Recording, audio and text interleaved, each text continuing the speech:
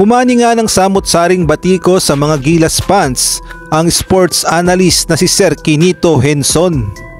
Sa nangyari kasing live stream niya sa Usapang Gilas sa Play It Right TV, kasama niya pa nga dito si Ma'am Dayan Castillejo.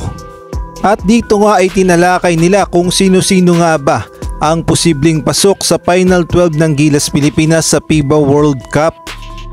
Nagbigay nga ng opinyon si Sir Quinito Henson ng kanyang posibleng Final 12 ng Gilas Pilipinas sa FIBA World Cup.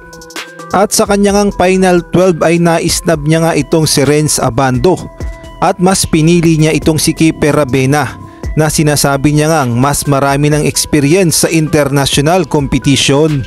Kaya naman sa naging opinion nga ni Sir Dean Quinito Henson sa kanyang posibleng Final 12 ng Gilas Pilipinas sa FIBA World Cup, marami ngang umalma na mga Gilas fans at hindi nga nagustuhan ng kanyang Final 12 at hindi rin nila nagustuhan na hindi nga niya pinili itong si Renz Abando pagkus mas pinili niya nga itong si Kiper Rabena. Kaya naman naglabasa ng mga opinyon ng mga Gilas fan hanggang sa umabot pa nga ng 48,000 ang comments ng isang page dahil lamang sa naging diskusyon kung sino nga ba ang marapat sa Final 12, si Kiper Rabena o si Renz Abando.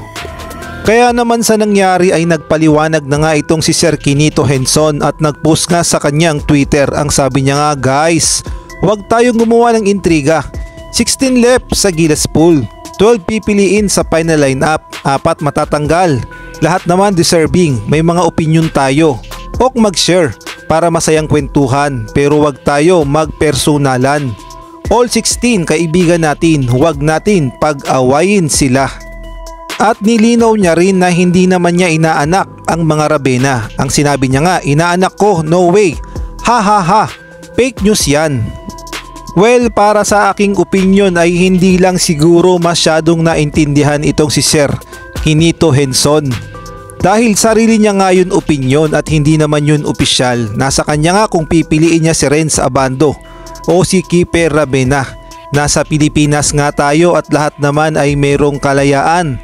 Nagkataon lang na sikat talaga itong si Sir Quinito Henson dahil kilala siyang sports analyst, kaya naman yung bawat lumalabas sa kanyang bibig binibigyan ng kahulugan.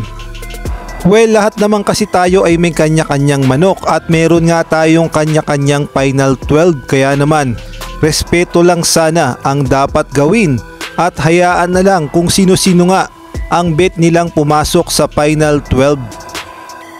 Hindi ko kilala personally itong si Sir Dean Quinito Henson, ngunit nakikita kong mabait siya at talaga namang mabuting tao dahil yung mga nag-tweet sa kanya ay talaga namang nare-replyan niya ng maayos at napakabait niya nga at hindi nga siya snubber na isang sports analyst.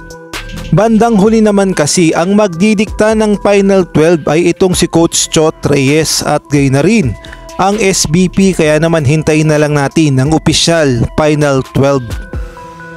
Sa totoong buhay kasi ay magkaibigan talagang matalik itong si Kiper Rabena at gayon na rin si Renz Abando.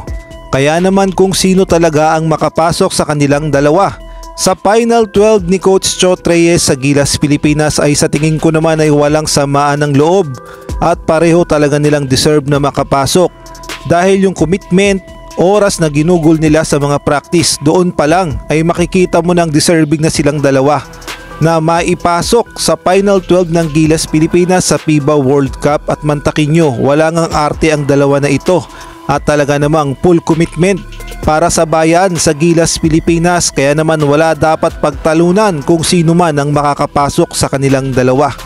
Bandang huli, ang Gilas pa rin ang panalo kung makakapasok nga silang dalawa, Kiper at Renz Abando, sa Final 12 ng Gilas Pilipinas sa FIBA World Cup.